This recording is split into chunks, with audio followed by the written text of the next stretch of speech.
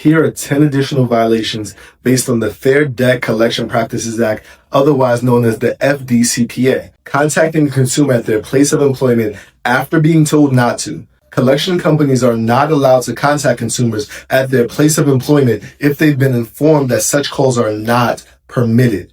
Also, providing false information about the consequences of not paying a debt. This is going to include falsely telling a consumer that they will be arrested or imprisoned if they do not pay the debt. Attempting to collect more than what's legally owed. This is known as debt padding. That is illegal under the FDCPA, the Fair Debt Collection Practices Act.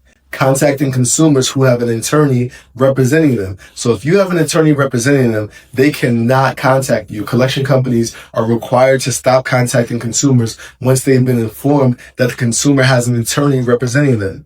Failing to inform consumers of their rights. Collection companies are required to inform consumers of their rights under the Fair Debt Collection Practices Act, including the right to dispute the debt and request debt validation. Refusing to provide the name and the address of the original creditor.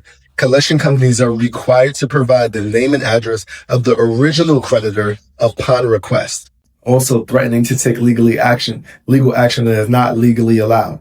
This includes the seizing of property or garnishing wages in states where actions are not legally allowed. So be aware of your rights. Failing to provide a validation notice. Collection companies are required to provide a written notice within 5 days of the initial contact, informing consumers of their rights and the amount of the debt.